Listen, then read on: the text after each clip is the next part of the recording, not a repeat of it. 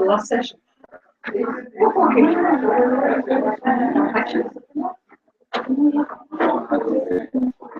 Oh wow! That's excellent. Well done. Oh yes. Wow. Wow.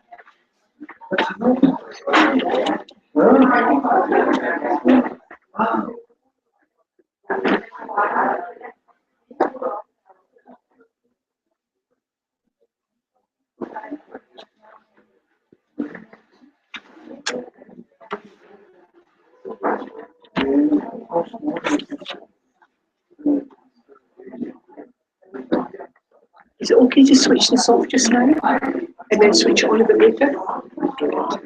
Would you like to have the control for it? No, certainly not. Okay.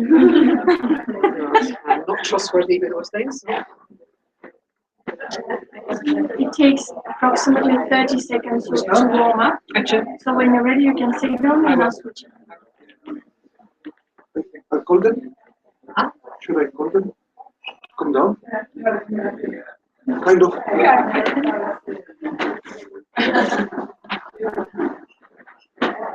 I have to be careful because sometimes they put a little mic here. And I'll go, oh, fine. And so I go over to speak and I drag all the equipment with me and they'll go, oh no. And my friend used to put a note in front of me going, don't move. It's true. I go,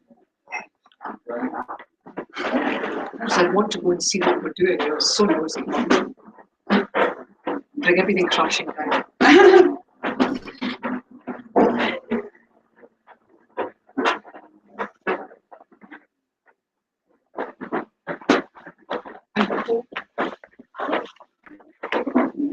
Do you need to be out of the draft or are you okay? No, I think it's the great. It shows how the summer dress. I rarely do. In the summer, I have to have everything there. Yeah. Otherwise, I just collapse. I like fresh air. Yeah. I like to be cold. Yeah.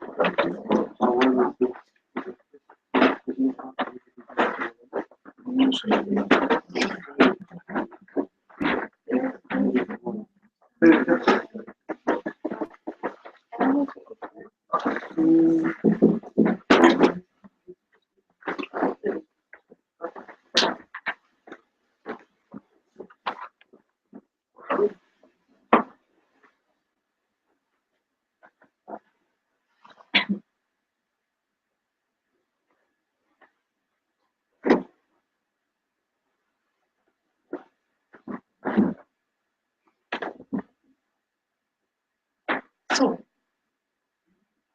all these topics we're covering, you know, equally darkness and permanence and death and going to carbon and things like this. In most courses, each of these topics can take, you know, weeks to go into depth. I mean, really. So what we're doing now really is presenting the path, is saying, This is how it fits together, with a few of the main points that each one of these topics we've covered is worth, spending a bit of time on. And of course, there's nothing says impermanence more than death. And certainly in Leeds, when I taught this before, it took 6 evenings to cover just the Discovering Buddhism program. And we did that plus a weekend retreat on death. It was very popular. It was probably the happiest retreat I've ever done. Go figure. Go figure. But it was extremely enjoyable. Everyone was having a good time. They participated. And yet, what was the topic? Death. And of course, from a Dharma point of view, as our teachers say to us, a day spent without remembering death is a day wasted. And I think this is probably the reason why Buddhism sometimes gets the label of being pessimistic, a pessimistic way of being. But the idea of linking impermanence and death is because there's nothing bigger in our minds in relation to impermanence than death. And also, the idea of teaching it, so there's lots of different ideas, but one of the things about it is that it should give us energy. It should give us energy. It's not about making us depressed. It's about saying, look, it's going to happen anyway. Let's figure out what's going on and let's use it. So impermanence. So you talk about it should give us energy. Yes, it does. When receiving the teachings from you or teachings in general, there can sometimes arise a joy, very, very powerful. Yes. Like champagne or bubble, I don't know, very. Yes. So much that is uncomfortable. And cleansing the jaws. Cleansing the jaws of anger is natural, right? But cleansing the jaws of joy, trying to keep it down, and relaxing the jaws, but then still energetically there is a holding. What to do? It happened today. It happened. It's just pure joy of something happening. It's all in context. There are some tantric practices where you would use that energy in a different way. You would actually gather that energy and then direct it differently. If you're listening to teachings, then up to you how you do it. I mean, personally, when it happens to me, I just enjoy it. I'm dreadful me. If I get that type of joy arising, I know I should switch off and really listen to teachers. I can't do it. I just sit there going, oh, that was great, I like that. And then I switch back on thinking, oh Lord, where are we now? But I'll take the hit. But you know. Yeah, I know. No, I never. When it happens to me, I just experience. I love it. I would never try to suppress it. Yeah, that's what I don't understand. I would love to let it flow or something. Okay. But it's like Well, it's better. Too much scary. Okay. The thing to do that is to keep practicing it. Practice letting go of this. Well, not so much letting go, just experience.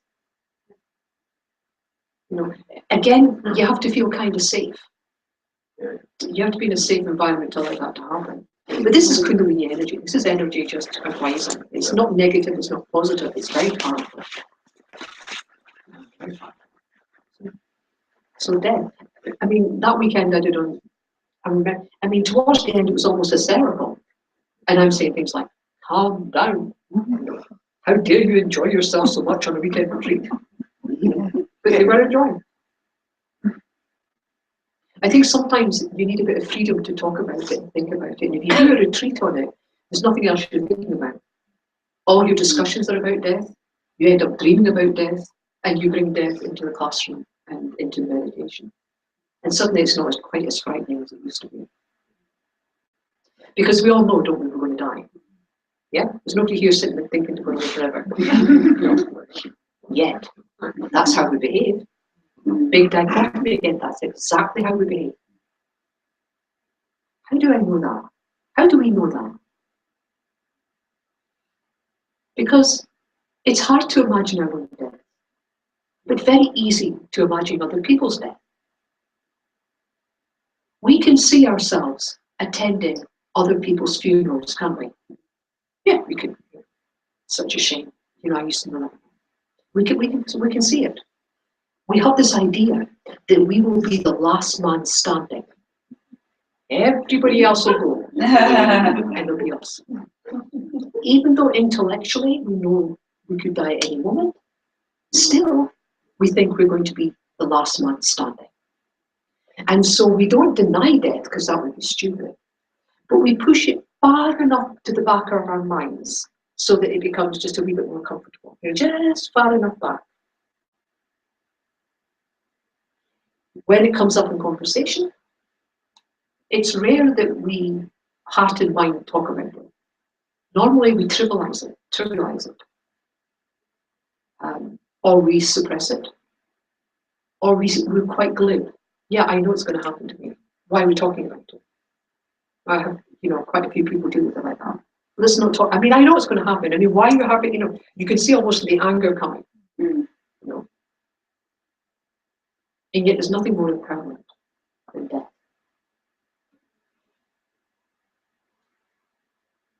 But because of this ignorance, because of this dichotomy, we are really ignorant of our mortality. And we behave as if we're going to live forever. We live with immortality. I used to see a lot when I worked with patients who'd been given terminal diagnosis. And people react very differently to this type of thing, very differently. Many, I remember when I first went, I was so shocked, I was so surprised. Many, it sort of clarifies everything. They say to me things like, I know it's important now, and that's what I'm going to focus on. And it could be anything. It could be going on a holiday. It could be being kinder to people. And that's the other thing. These people tend to want to be kind. They don't want to be angry with people. They actually want to be kind. And often I work with terminally ill patients who spend a lot of their time mending fences that have been broken for years, healing rifts in families, apologizing for things that they did wrong, being kinder. And it wouldn't be the first time someone's actually turned around and said to me, I should have been acting like this all the time. This is how I should have behaved. But I behaved, and as if this is never going to end. So what were they saying? They were saying that they were working within the 8 worldly dharmas. That's what they were doing. They were living their life like that. And the thing about the 8 worldly dharmas is it seduces you into thinking you are immortal. This will always bring you pleasure. This will never bring you pain. There is nothing better than being praised and admired. There's nothing worse than someone saying something bad against you. There's nothing better than having the senses come so full that there's not a moment to think. And there's nothing wrong with getting angry with people who are actually stopping you enjoying your sense pleasures. If you spend some time thinking about death, it becomes a reality to you with impermanence. It becomes a reality. That kind of alters. And people start making choices a bit more reasonable. And some of the meditations that we were taught way back in the 70s really was to imagine you were dying. Imagine you were given a diagnosis where you had 3 months left to live. And when someone like that was overappreciated reading that type of meditation, it concentrates the mind. And you start thinking, if I only had 3 months left to live, what would I do? Really, what would I do?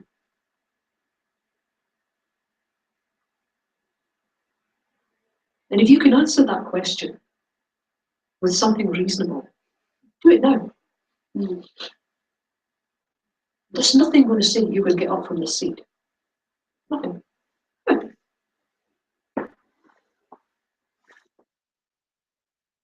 Does that sound pessimistic? Does a bit, doesn't it? What do you think? What we're saying here is really keeping the mind on death. His Holiness says things like, The time to remember death, first thing in the morning. Lama Zopa Rinpoche says the first thing you do when you wake up is you go, oh my Lord, I'm still alive. That's lucky. So many things could have killed me yesterday and in my sleep. So many things. Wow, I've got a whole day, hopefully, to survive. What am I going to do? How am I going to do it? So first thing in the morning, death. Last thing at night, precious human being. Helps you sleep.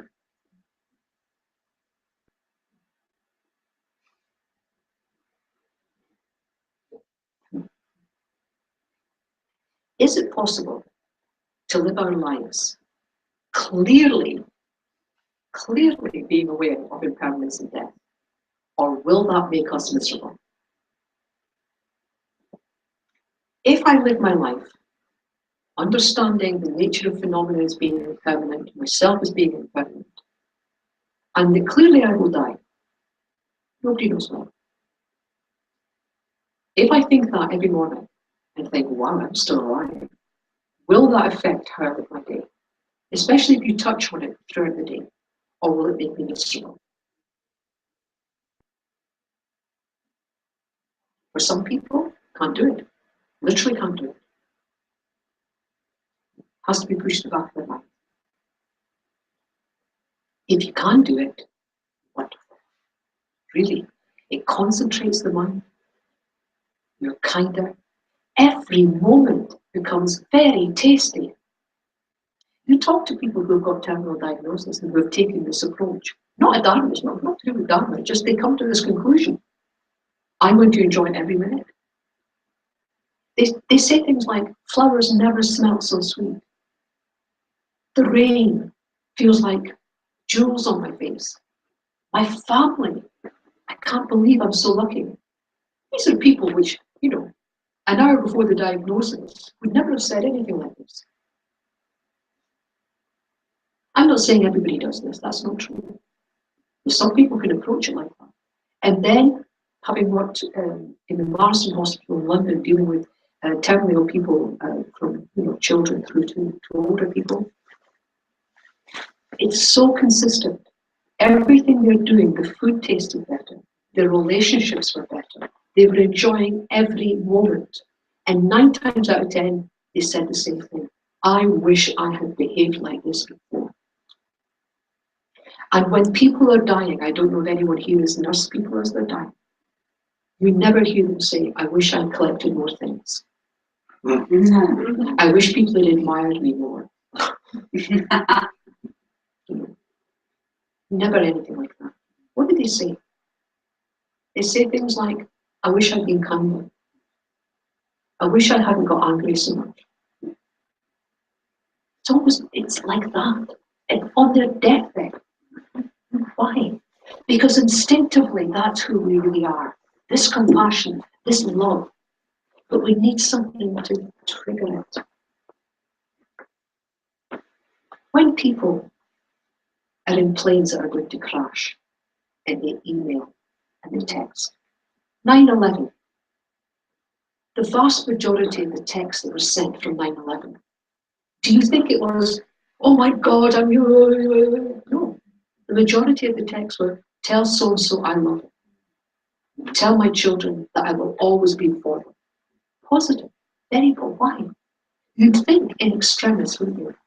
In extremis, you would be totally, well, of course people did freak out, but the majority of those texts, we've done research on it, it's all compassion, love for others. Right at the very end, people know what's important. All I'm saying is, know now. And anything that can trigger that now will be useful. So let's trigger it with reality. We are going to die. We will not be the last man standing. And if we were to look around this room now and mentally ask yourself the question, who's going to die first? So you're not going to look anybody in the eye, but you're just kind of she's a bit old.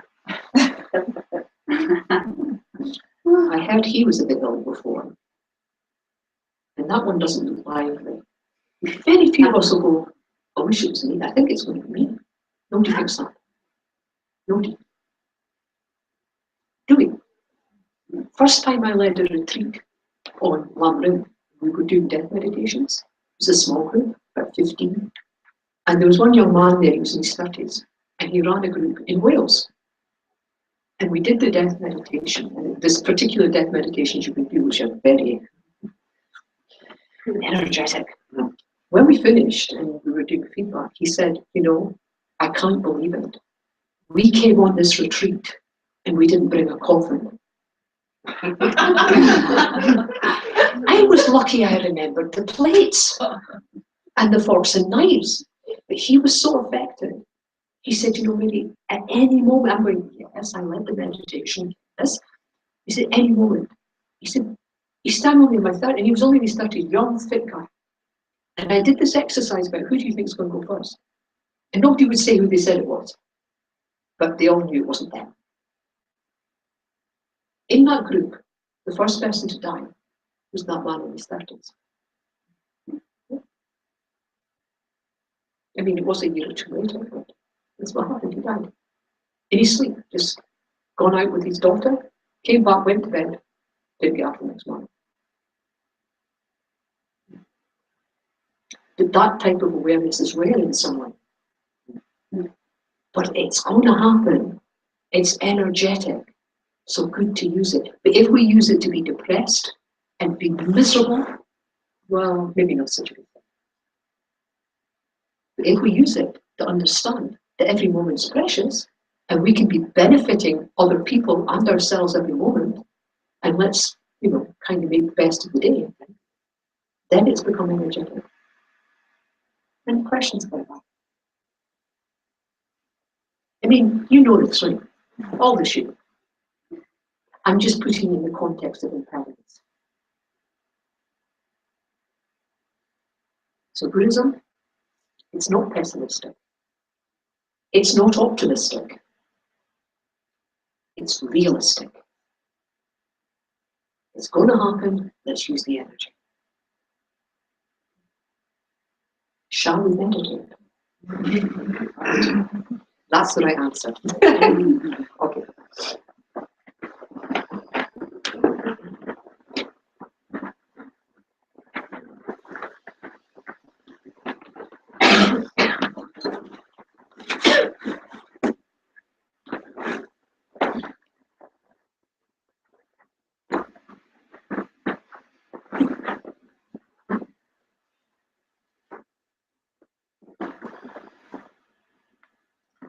So if you like, you can use the 2-breath method just to relax the body and mind.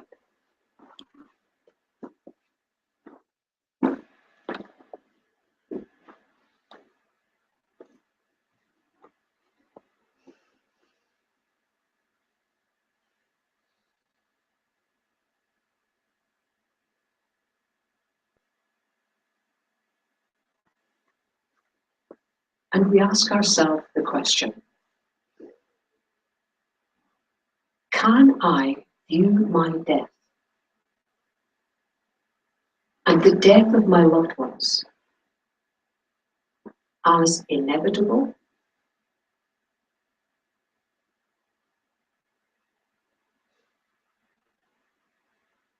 Can I behave with courage and accept what is?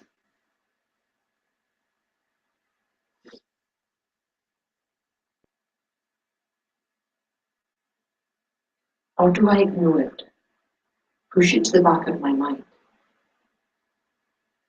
minimize it, trivialize it?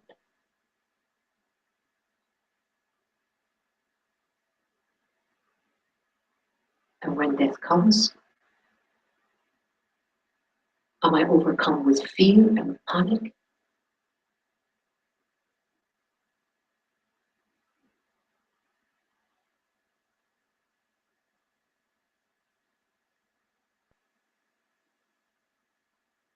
Is it possible to walk and behave with this reality?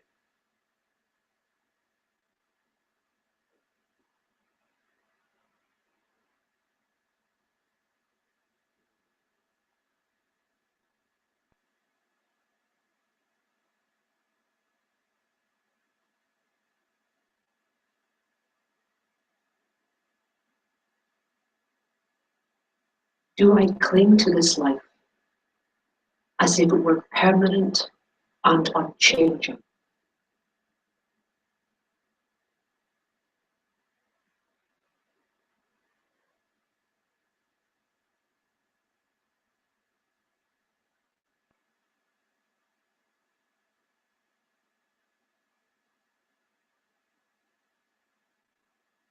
Of course, life is very precious, very precious.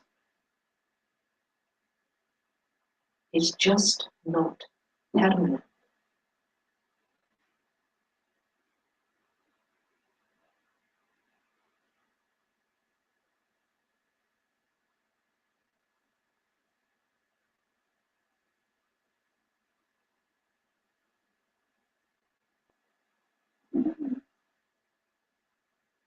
If I make the choice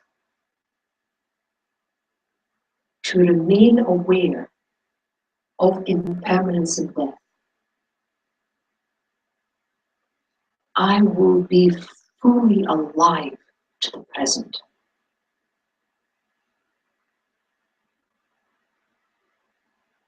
The past will be like a dream.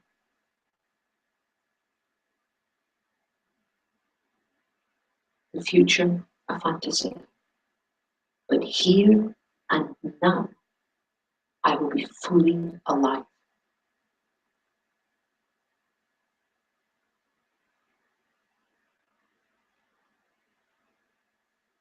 My mind will become stable and clear.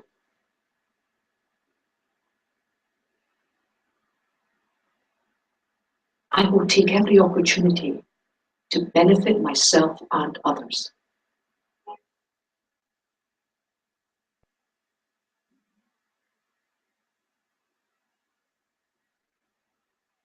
Choose one or two of those points and look at them again.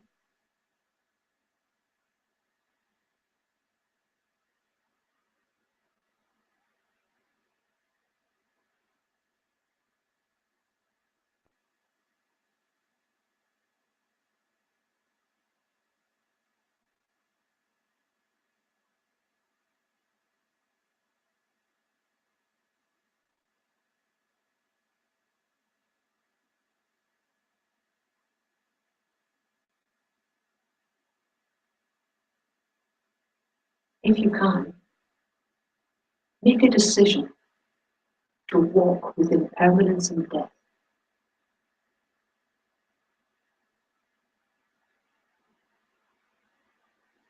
allowing yourself to be truly alive in the present. Make that as strong as you can, then focus.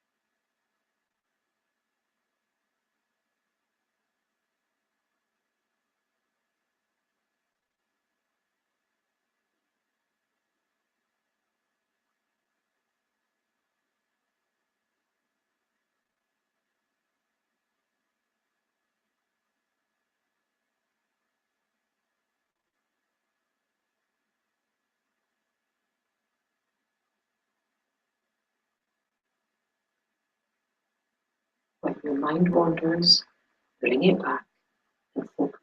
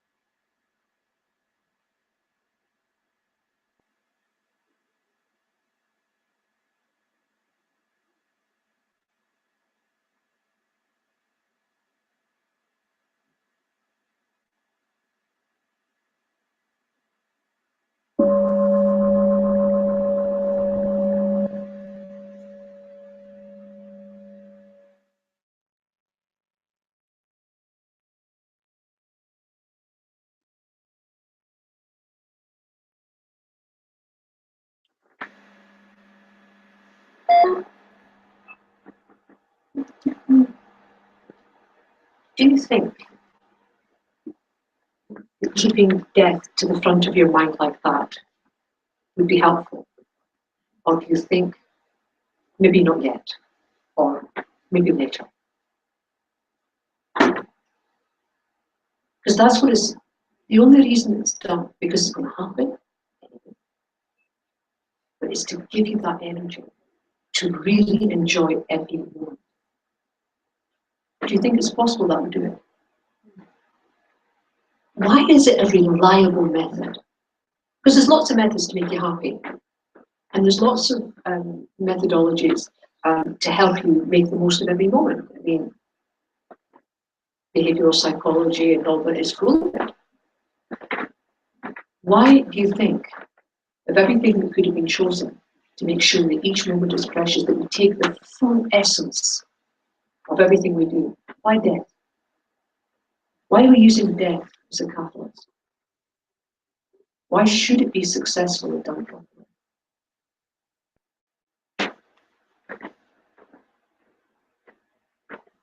Are they just being perverse? Could be. That's a certainty. Because it's a certainty. It's going to happen. That's one of the main reasons, because it's going to happen.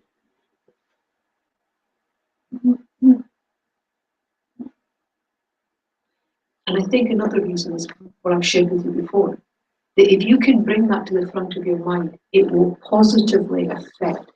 Now, there are some people who can't handle it, that's for sure. Just can't do it.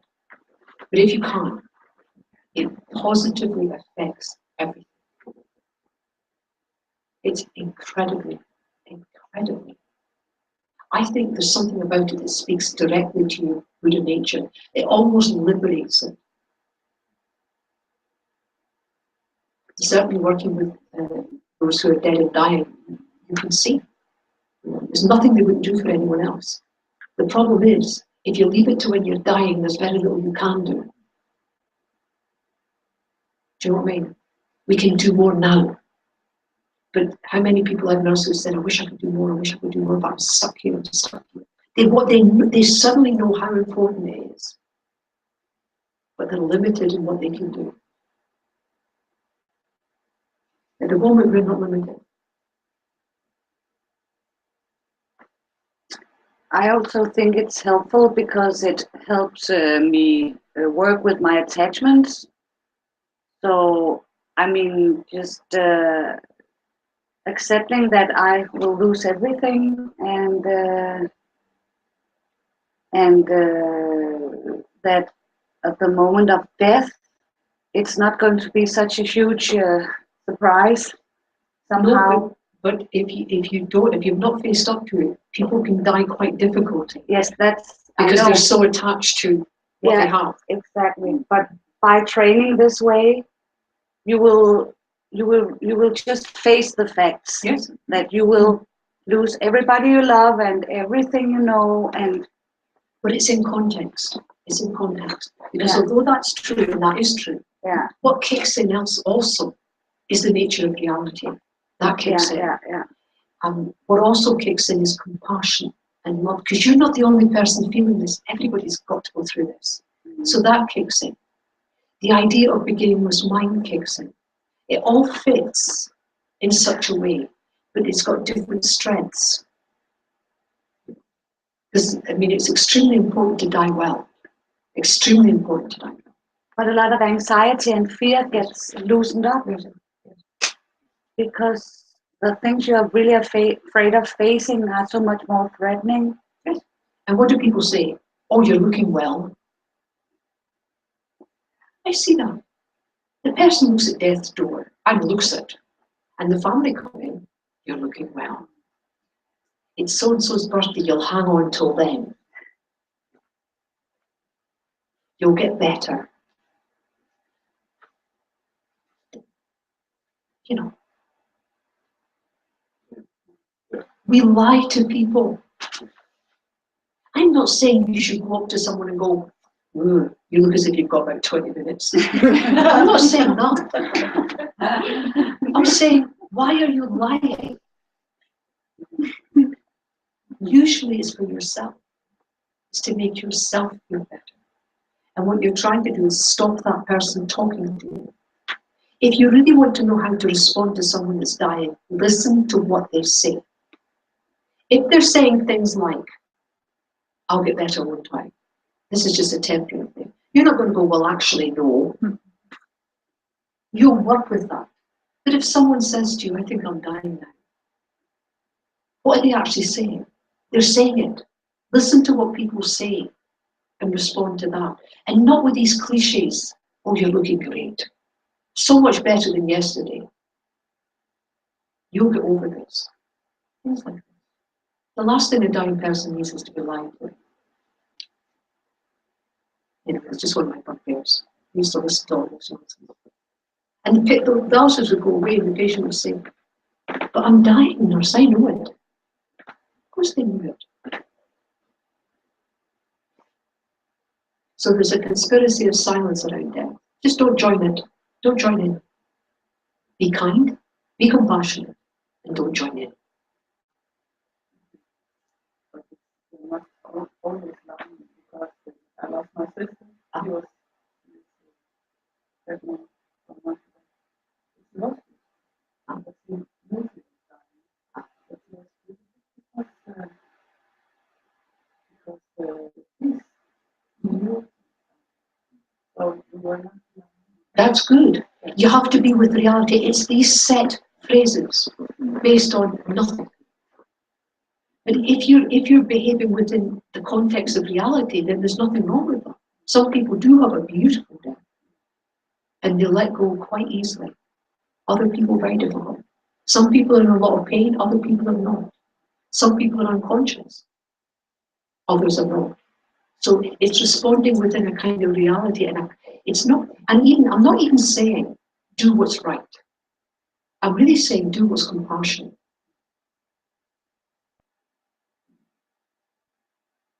Now, because Buddhism has an awful lot to do with death, right? They've worked out what's called this, how to cultivate mindfulness of death by way of 9-point meditation. Now, I don't know if you can see that.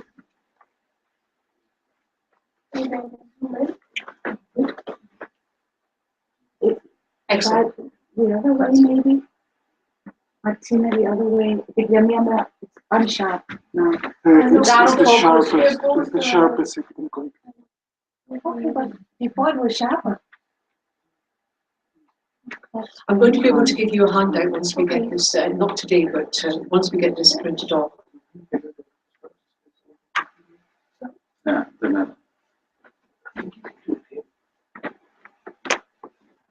Otherwise, I can manage.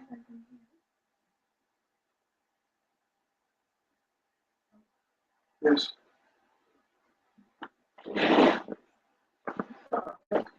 Oh, Okay. okay, I good. like that.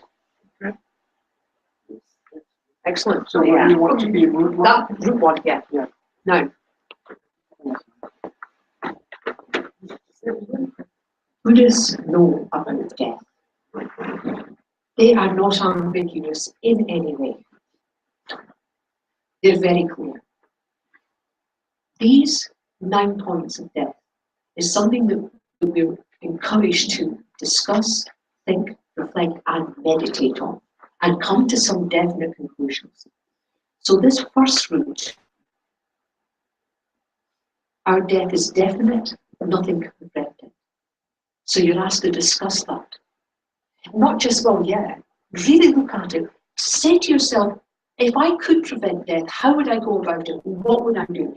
Our lifespan cannot increase, it continuously decreases. And yet a lot of us behave in ways, we eat this, we do that, in order to increase our lifespan. Death will come regardless, whether or not we'll make time to practice Dharma. So a lot of people say, well, you know, I'm a Dharma practitioner, so I think I'll live a bit longer. I would look. You meditate and discuss on this, you come to kind of a discussion or a resolution, and that is knowing that I have to die, I must resolve to practice Dharma. And so you go through that and you end up, so analytically going through those 3 points, then you make a conclusion or a resolution, then you stop the analysis and you focus on this.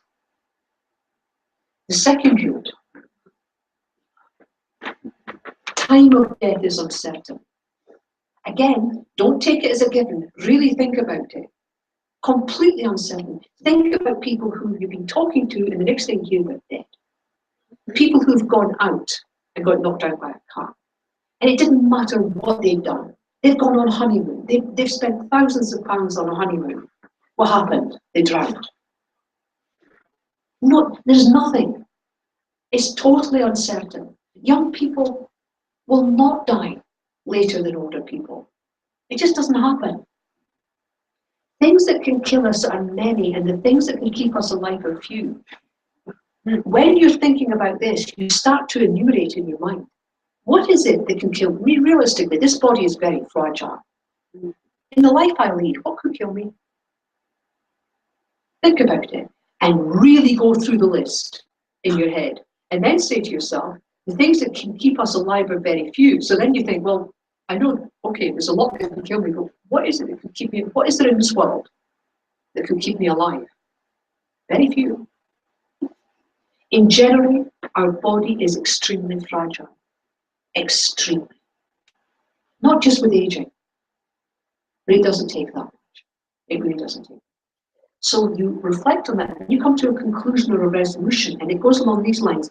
Knowing that I could die at any time, I must stop sacrificing my life to worldly concerns and immediately practice Dharma from today on. So getting a wee bit fundamentalist here. But that's the conclusion, and this works. Because what else are you going to do? Only Dharma helps at the time of death. Really think about it. I have nursed people who are extremely rich, and I have nursed people who are extremely poor. They both die, and there's no guarantee that the rich person dies better than the poor person. No. No money or possessions will help you. Nothing. There's nothing you have that's going to help. Family and friends, all those harmless friends that you've relied on all your life, that you feel you can't live without, how helpful are they going to be at the time of death? Well, let me tell you this, not a lot.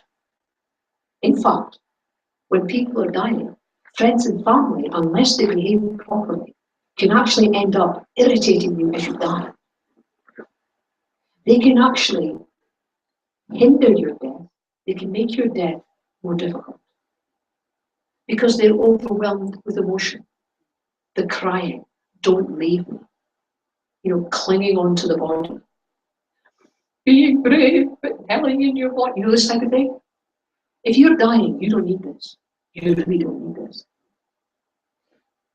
And a lot of friends and family, they are feeling this, they're not being odd, they are feeling this emotion. But if they don't understand impermanence and death, it's better to counsel them to go outside and take a deep breath and come back and put the patient who's dying in the center, not you feeling grief. But that's hard. If you've not practiced it beforehand, it's hard. But the last thing you want is wailing relatives at your bedside, believe me, you don't want that.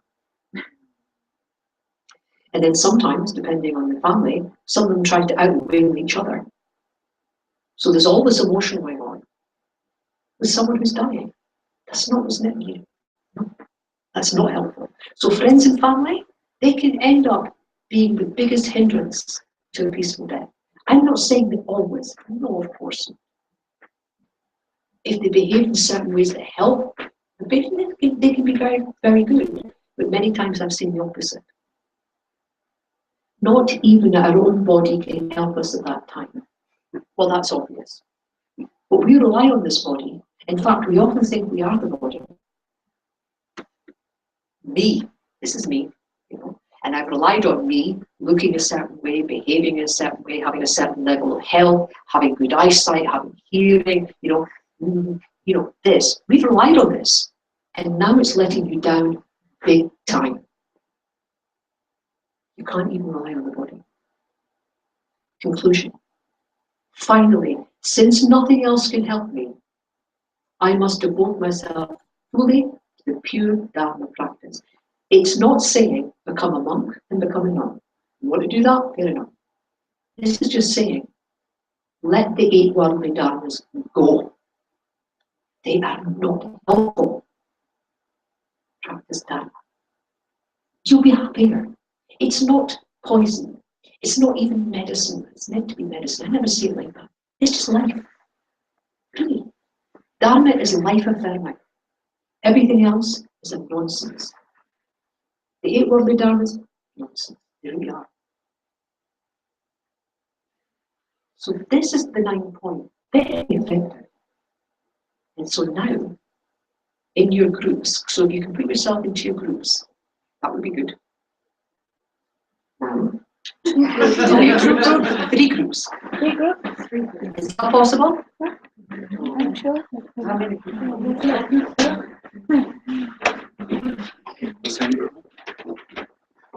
I think we would be more in every group. More people to 3 groups. So, you're going to discuss group 1. We have to leave there. Our death is definite. Nothing can prevent it. Our lifespan cannot increase it continuously. It continues with increases. Death will come to darkness, whether or not and the conclusion. Is that the conclusion? So, No, we can see it. can you see it? That's the not the rest, just that. Can I just say very sensible to be quite close to this? What we're going to discuss is week 2. Week 2. The time of death is uncertain. Our lifespan is certain. Things that can kill us, I don't hear lists. Things that keep us alive, you can make a list, that's good. In general, our body is going to be, but really, is that conclusion as well? With week 2, knowing that I could die anytime, I must stop sacrificing. I might sacrifice myself and I must immediately start getting in That's what? That's what it's okay? Excellent. The conclusion. No. That you I'm I'm so you're going to discuss the third group. not And sure. that third group is only Don't you think that we do that? no money for You're born and you die. Of course. It's like, no, yeah, you just want closer to purpose because usually if you then start, doing eating healthy, your death is still there. There's nothing else to happen. Yeah. And most people Life is as long as it is is. it reserved? As long as it is. It doesn't matter if I smoke 40 cigarettes. No, that's not sensible. And doctors That's not really good. Like, then it decreases. yeah. How you get closer to them. No matter how you live, you always. Oh, that's right. Today you're Oh, it's closer math. to them. Okay, so- Yeah. But yeah, that's all. Yeah, and without it.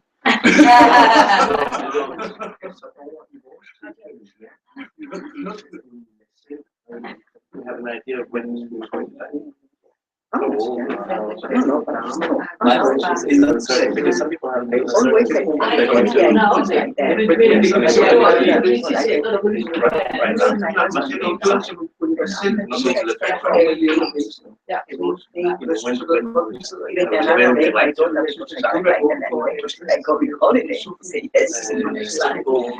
And those 2 examples is about let's say.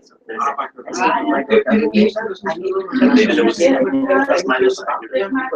If your will is focused on other partners when they lose their partner, partner dies 1 month later, finally, because they do the same thing. So they program we program our days.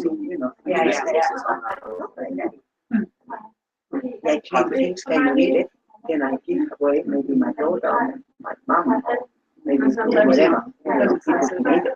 Yeah. It's attachment. We feel They cheated. for the first, the other can go. I think the only way the Size most 34. Yeah, because I remember this time when I was young, happy and. when you say, Then for me, I'm going somewhere and just going to Now, when I need to do more, when I die, I'm not coming short. in a waiting line. What about Dharma? Yeah, why the conclusion is.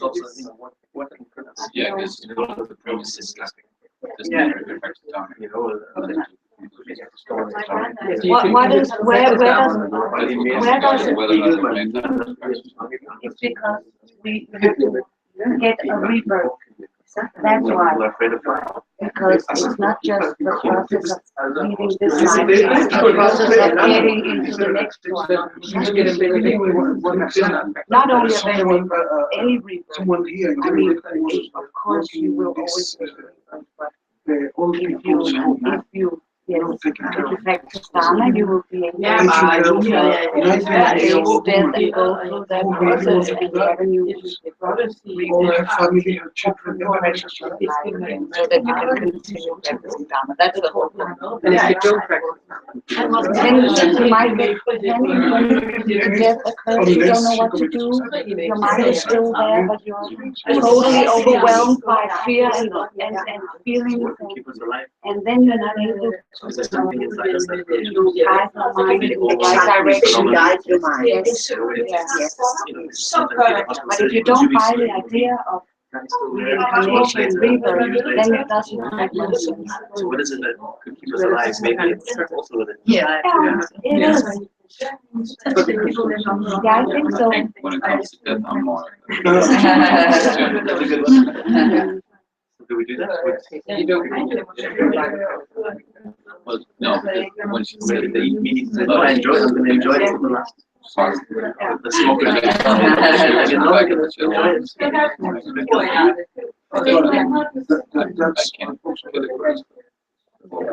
very healthy people. Healthy lifestyle. People that are partying, smoking,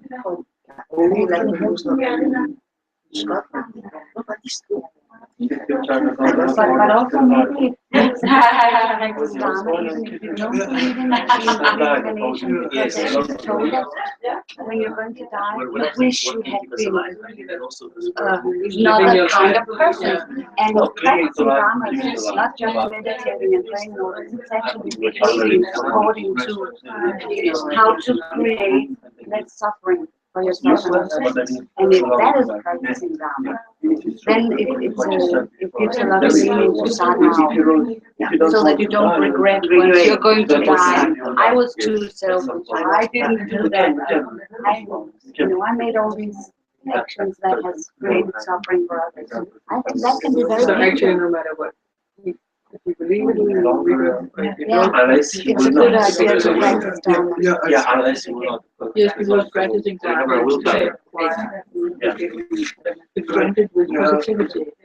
Some people how is it that some people walks? Not many people would die saying, Some people would really like to live anyway they die. If they were told you are going to live once in 2 months, it's much easier. And they really wanted to live, friends or family, and then when you die, you really believe in reincarnation. for me that's the most tasty like what is Keep us alive. I was there one time. The first thing the teacher said to 250 people were sitting there, people never met the Dharma before, all practicing everything. He said, you all had peaceful deaths. Okay, that was the first thing he said to all of us. They just go, what?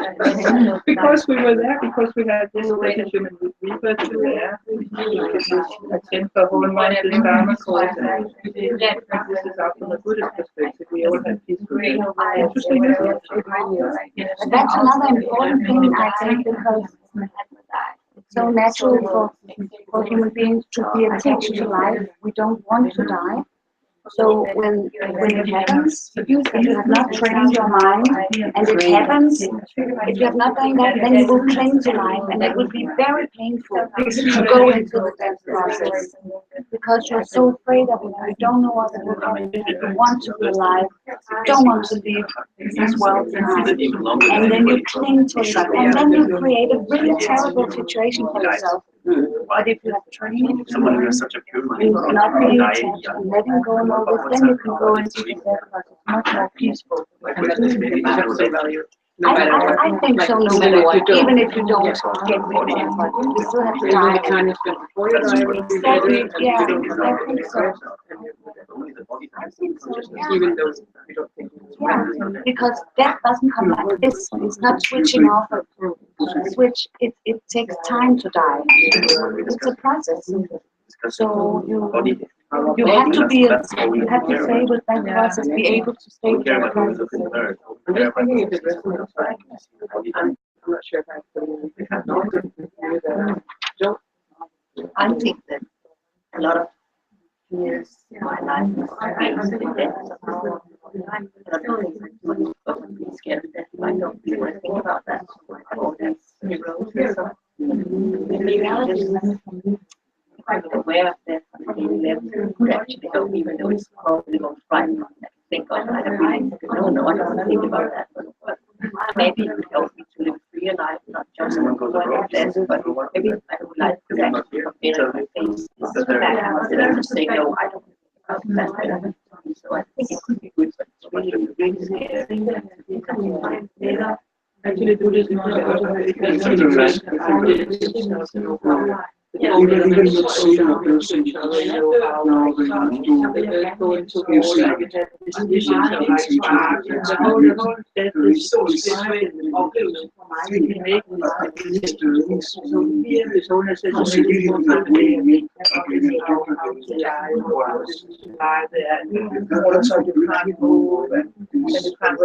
use people around you, you can hear, and you feel very heavy, and there's meditation, all this, like the elements going down and down. Usually dialogue is said. How they describe it. Somebody Yoga slowly to that. Just need to bring you with the it's like a laboratory of mind. So the purpose was built to continue in pure attachment for all our lifetime. There's a meditation. What's more about it's for 49 days in the dark. if we want to meet them again in another life? I mean, it's so tricky, you know, to say that I will meet for her again in another life. I will not be the same in another life, or she will not be the same. Totally not.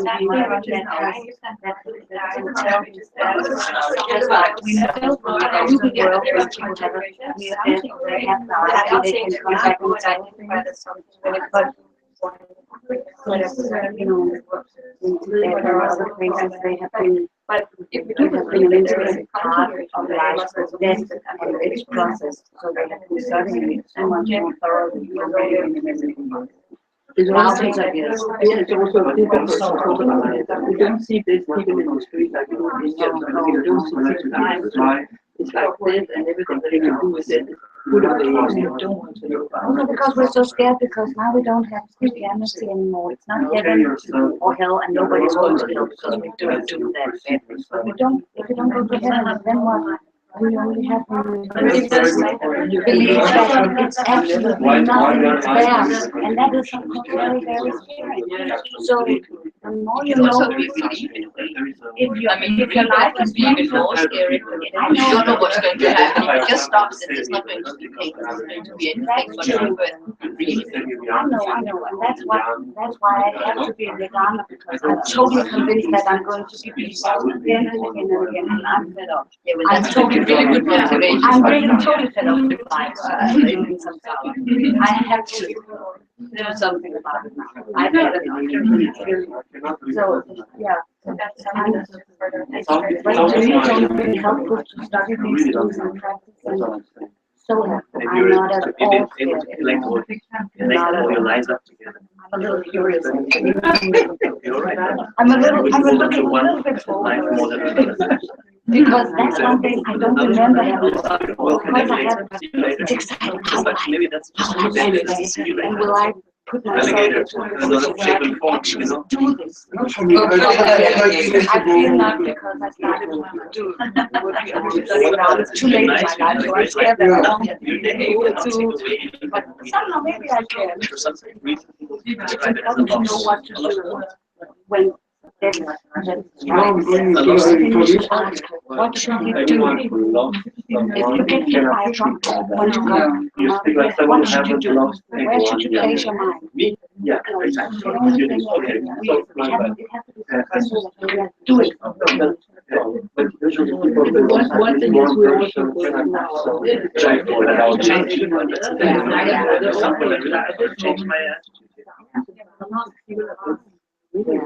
Unless you don't see it, it's like this thing with someone else.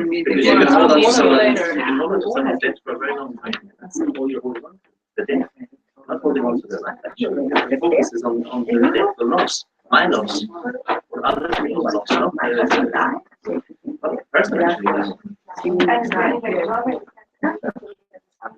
So we have a maybe you my son, next life, or my daughter, or whatever. Yeah.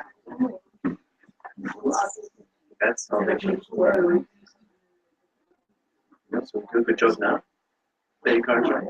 But also, we are very lucky because we have had a long life already. It's not difficult for us because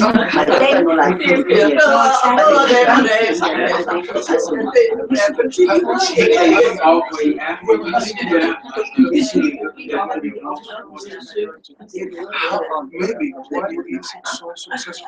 And we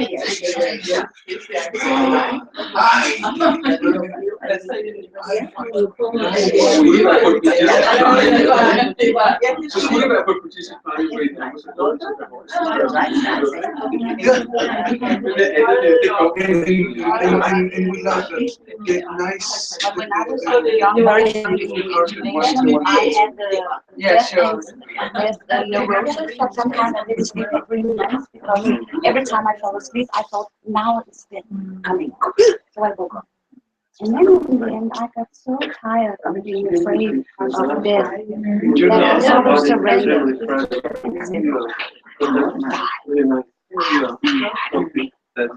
And then I didn't die, and I realized, oh, maybe I should stay alive for another life. But after that, I started studying death and looking into very much about people who have died and gone back to life, and reading about this stuff, reading about this, studying it. It has only strengthened. I didn't get anything, but I have started really to realize that reincarnation is something that not say no, it happens to all of us, but it's so that's our people have looked before come back and tell things. Specific details about their lives, and you can also sometimes these people are still alive that they said if a child dies, they can find their child's parents and go to the house and the child can show this is my room, this is my bed, and my cupboard under the house, I have this toy, blah, blah, blah, blah. I don't really want to look at life and suffering. The more we say, okay, let's try not to believe it. It's impossible not to believe it. So if you want to help yourself, just like, absolutely. That's what this. It's very helpful. That's what this technology is doing with here. Yeah, Always. Are we doing enough Dharma? and then we realize that Once we realize going to enough Dharma to keep us what to keep on at least not in this form.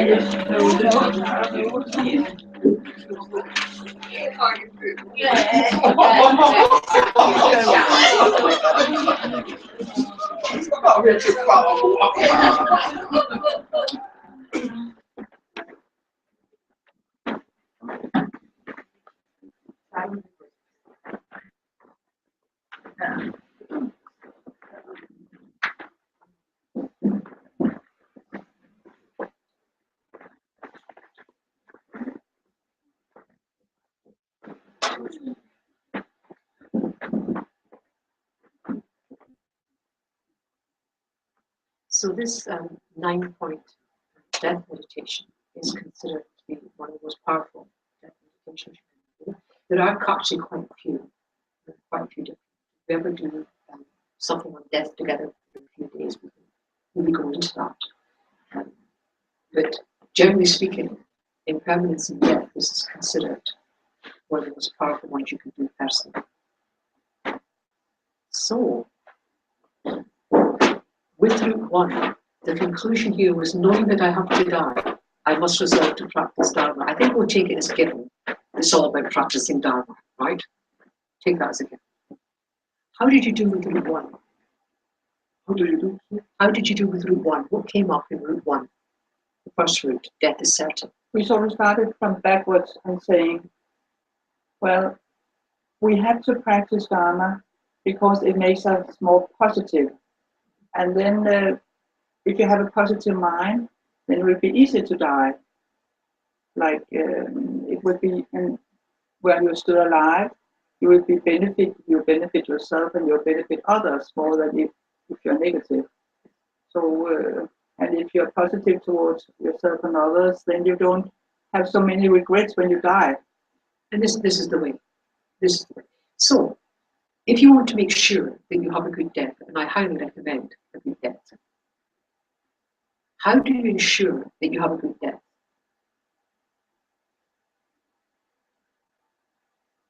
No regrets.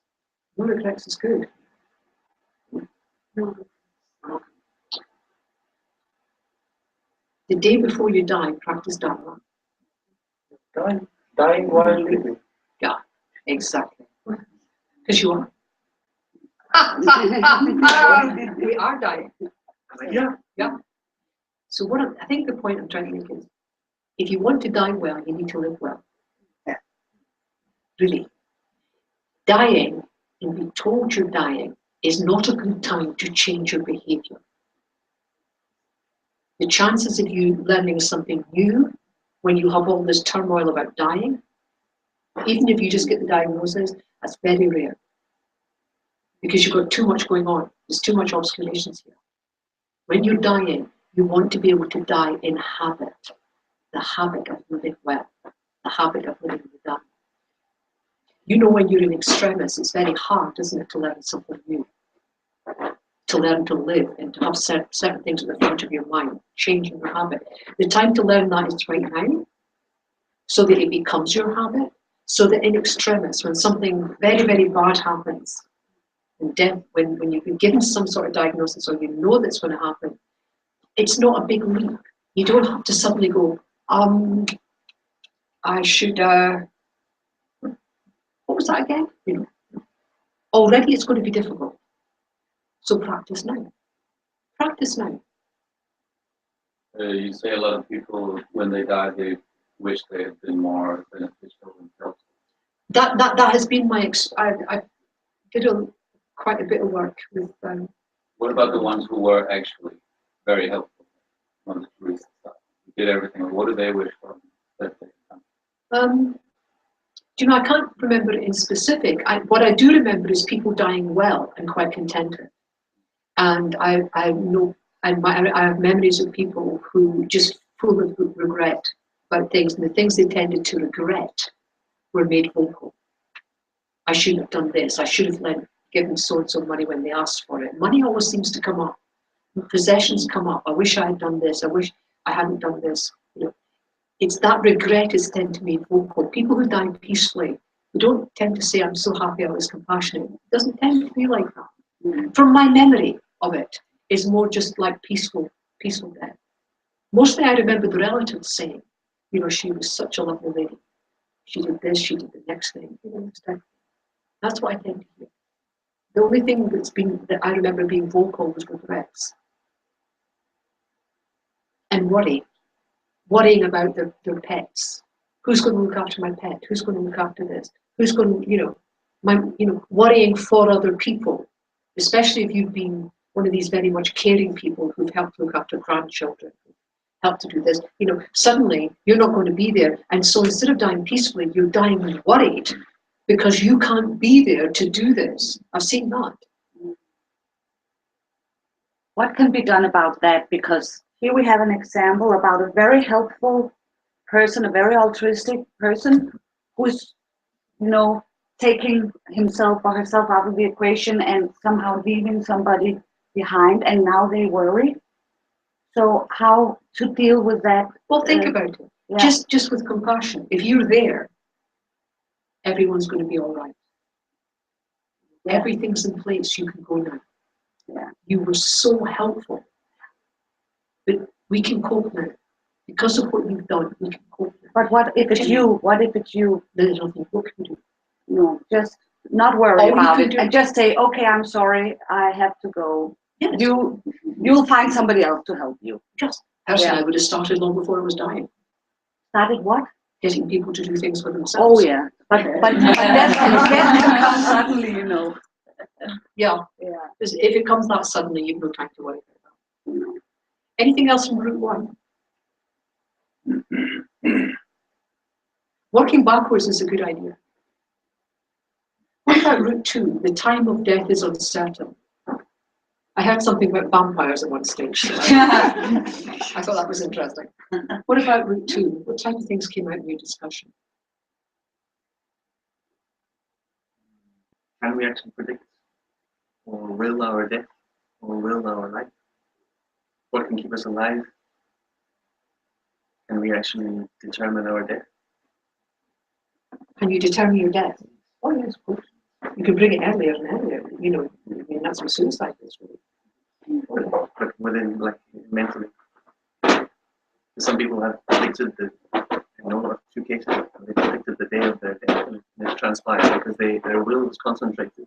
Mm-hmm. And so they set their... And certainly there's certain lamas who've got certain skills in this, and they can tell when karma has been exhausted, your life karma. Sometimes your life karma is just exhausted. And they can tell that. But then they can also, if you've got the karma and they catch it in time, they can also do practices to help to extend your life. Not always, it depends when they catch it. I asked about this one lama and he said to me, it was like a train. You can imagine a train on a rail track and it's out of control. And at the end of the track there's a cliff, right? There's nothing to stop it. There'll be a time on that track where if you put the brakes on, it'll stop before it goes on the edge, right? But go past that, no matter what you do, it's going to happen. And this is how Islam explained it. That you can, sometimes they have the ability sometimes to catch it. If they check it out and they do their various divinations and they think, no, if you do this, this, and this, the chances are you're going to die, but you can extend it a bit. It depends how far that karma's gone and what other karma is ripening around it. And there's a particular monk of Kopan who's very good, Lama Kopan who's very good at that. Because sometimes there's nothing that can do. I mean, to extend the life, there's lots that can be done to help people die with. But certainly. The question about suicide is interesting because it's the one choice that we do like that. And maybe the most difficult and the most important question. It can be. And then what you have to do is come to a decision. And this is where Buddhist ethics and general ethics differ slightly. And each case is different. And I've heard lamas speak differently on this topic. Generally, though, not a good idea. And the reason it's not a good idea is life, death. Really, these are actual concepts. I know they happen, I know the body, but it's not, people think that stops it now. That stops it, but actually it doesn't. It goes on and on. And certainly Lama Zopa has said on many occasions that suicide is one of these things that it's very hard to break the habit, lifetime to lifetime. And often when you meet people who've tried to commit suicide, they've tried more than once. And so it is a hard habit. If you've committed, you see, a lot of result of, we're doing karma on Tuesday.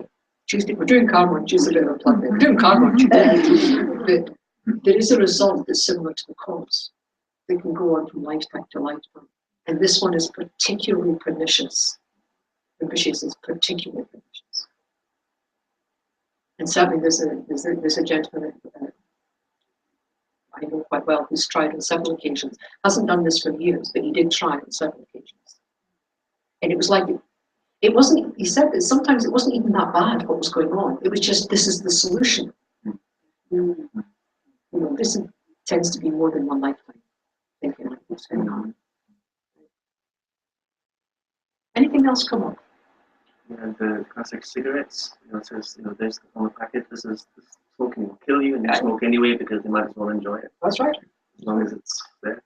And not everybody who smokes get cancer and things like this. And also, not perhaps not quite, because there was a point there are some people that live very healthy, sports and eating healthy and etc. They die young and healthy. And some people that are just drinking, smoking, and partying the late night every day, and then they have long and healthy lives. And this is, and again, I mean, people are really looking into, what causes these things. And there seems to be a strong genetic component as well as an environmental component. That if one is missing, then it's difficult, isn't it? So you can have someone who's smoking an awful lot, and they will get things like pleurisy and this type of thing. But cancer, if they don't have that genetic component, that kind of genetic twitch, the chances of cancer are not there. But you can have that genetic twitch of cancer, but if you don't have the environmental conditions, the chances of that ripening, that genetic thing ripening, before you die is quite rare. So you need two things coming together usually for these things. Anything else come up?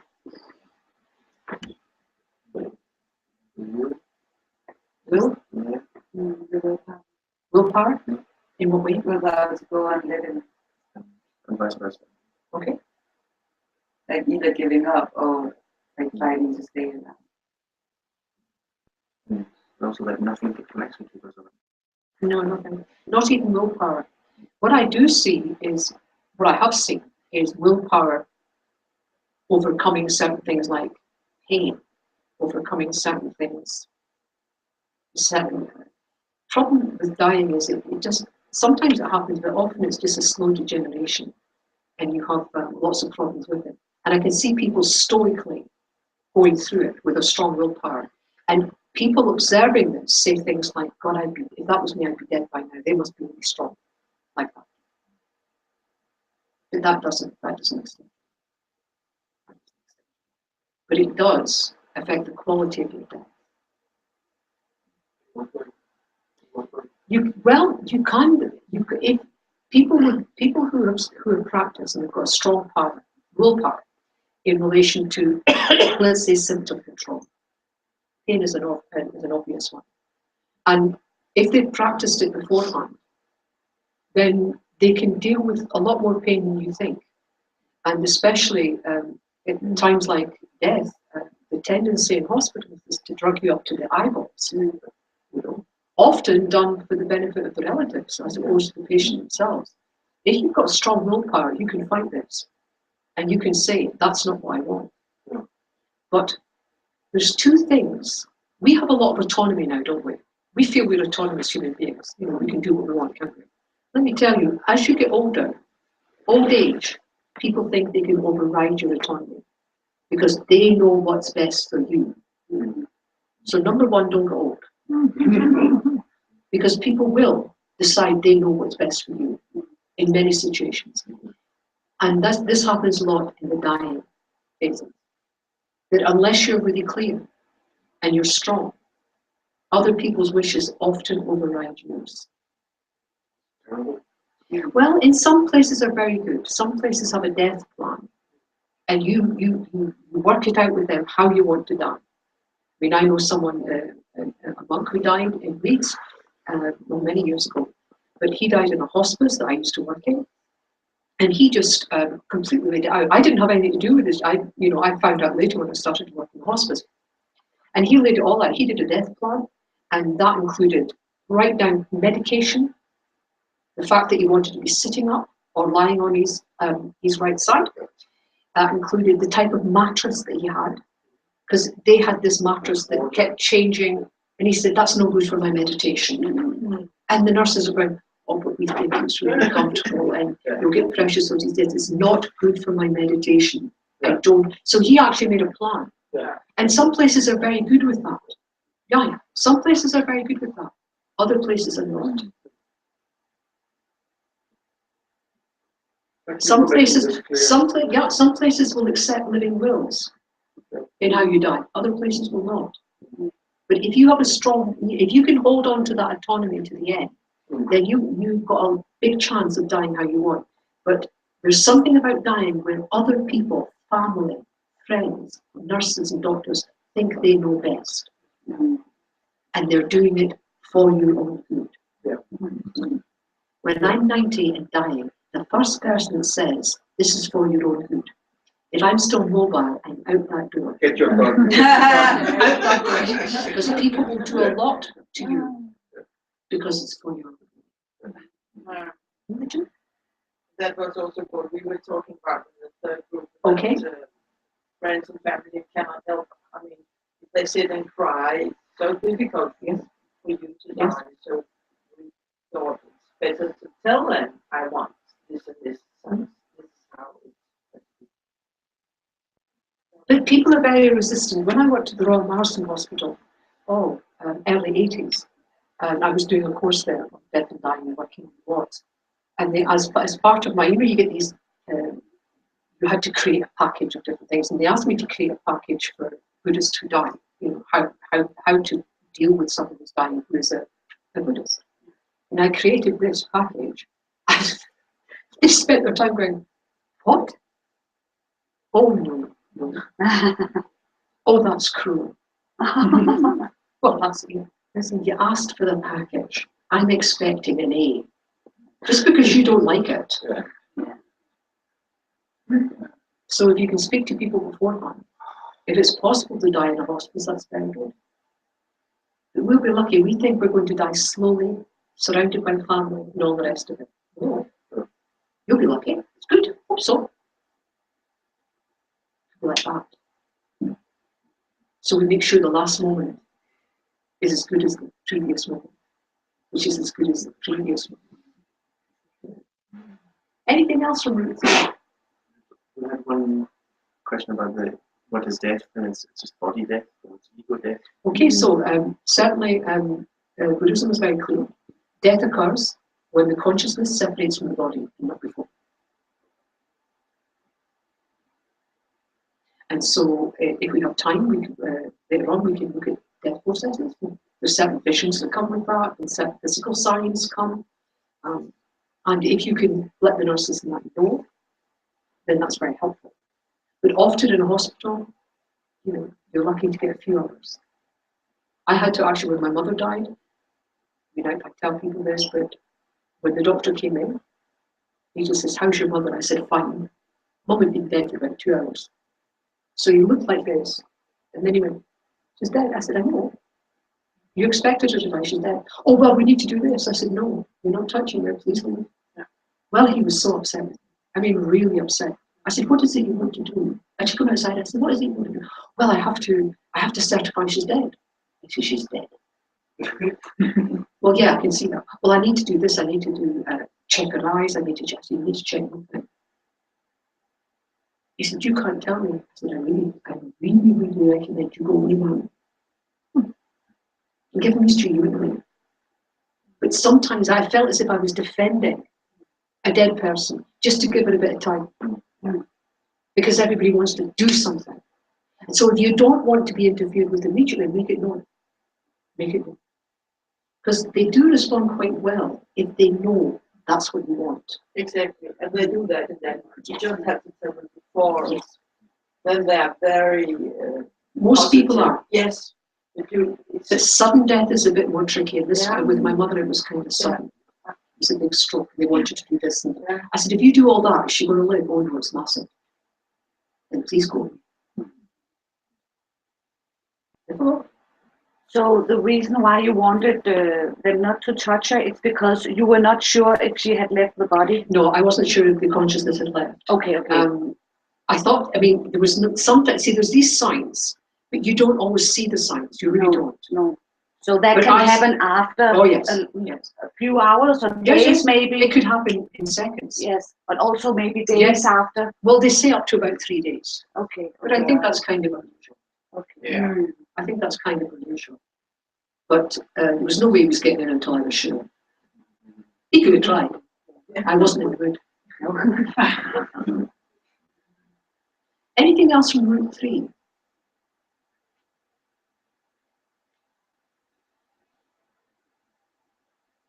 You know, there's no monies or possessions. Often people try to give away things.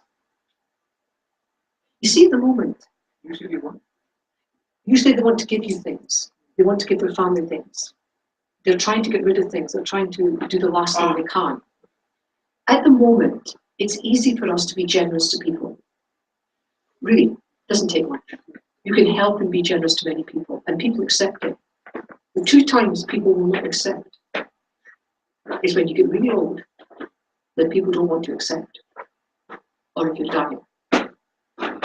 Because people look upon you as taking advantage of the individual. Okay, at the moment, to be generous, At what moment? at this moment now, right now, Okay, we yeah. can be generous, Yeah. and it's not a problem. It's easy. Yeah. It will not always be easy. As you get older, it becomes more difficult to be generous, not from your point of view, but other people accept it. So to accept the generosity Yes. from an Yeah. older person Yes. because it's an acceptance that the person is saying, I'm dying, I don't need it Yes. anymore. Even though the person wants to be generous, it can actually be quite difficult. Even if someone who's quite old wants to be generous, often people won't accept it. I worked in elderly care where people wanted to give away certain things. I mean, even if I had to train my nurses, sometimes they couldn't. You lose the opportunity to help, and suddenly you're in a situation where you can't help. And sometimes all they could do was take a sweetie and say, have a sweetie, nurse. The kindest, most compassionate thing was to be able to take that sweetie. And believe it or not, I had to train nurses to do that. Because what the nurses would go was, oh no, it's okay, it's okay. But they didn't understand. This is generosity, accept it. And even if you don't eat it, you say, do you mind if I have it later? Something like that. It's very hard when you're older to be generous for people to accept it. And that can be hard at death as well. So the time to practice generosity is now, right now. Anything else from this? I'm going to have a handout, hopefully, on this on Tuesday, so you can take away with you and practice death meditations. And on Tuesday, we'll certainly be doing karma. And on Thursday, we have Bishop Sharap giving a teaching of the Four Noble Truths.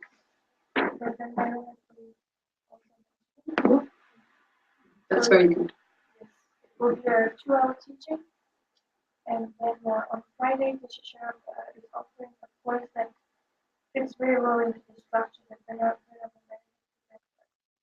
So Bishop Sharap is going to teach our textbook, The Foundation of All Good Qualities, which is a summarized short version of the LAM. So we're very, very important.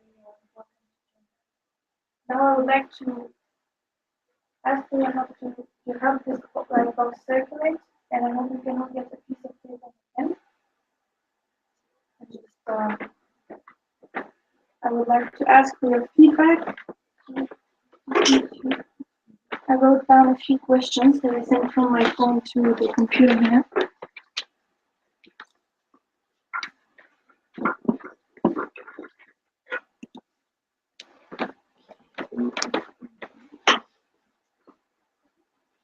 I think maybe we should mention that LAM FPT has made this liberation box. In fact, we have it here, and we had some years ago we did rehearsals. One was dying, and the other one sitting around the head and saying all the mantras. And then we could ask the dying, we could ask how is he feeling?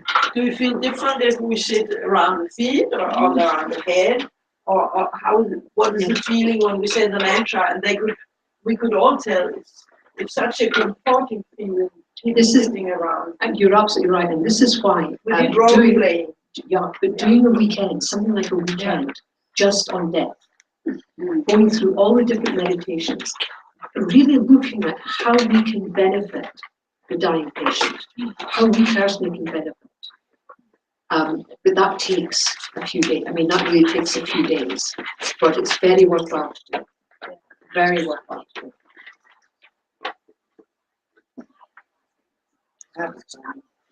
So I know you want to fill this out now, but I think before you do, maybe we'll conclude. Yes. So Tuesday, karma. Tuesday, I'm doing karma. Then you won't see me for a bit, and then I'm back on forward Tuesday. And so we've got another 2 or 3 evenings plus another full day. So I'm hoping to see you then. But I want to thank you very, very much for putting up with me and joining in the class. I mean, it's been a delight. Thank you. So we do some prayers.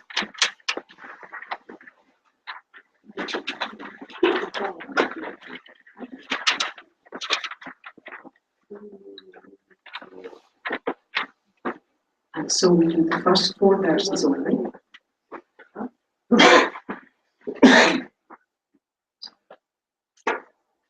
So good to remember your motivation right at the very beginning of the course. Just bring that to mind. And by doing this work, we've energized that motivation. So you're kind of directing it. It's like motivation with attitude. That's dedication. Due to the merits of these virtuous actions, may I quickly attain the state of the Guru Buddha and lead all living beings without exception into that enlightened state. May the supreme jewel bodhicitta that has not arisen arise and grow, and may that which has arisen not diminish, but increase more and more. Just as the brave Manjushri and Samanthabhadra too realize things as they are, I too dedicate all these merits in the best way, that I may follow their perfect example. I dedicate all these rules of virtues with a dedication praised as the best by the victorious ones thus gone of the 3 times, so I might perform good works. Thank you very much. Thank you very much. Please have a coffee, the tea, and a biscuit. Fill in the forms, that would be really good. It would be really good. Actually, we would appreciate it because even though the course ends on the 24th of this month, we've been discussing the possibility of organizing a 1-week study retreat with Venmary next year. So already having your emails, if you're interested, would be quite helpful if you wish to be informed of this possibility, but also just to get your feedback. So we would really, really appreciate if you took the few minutes to fill it out. Thank you. Thank you.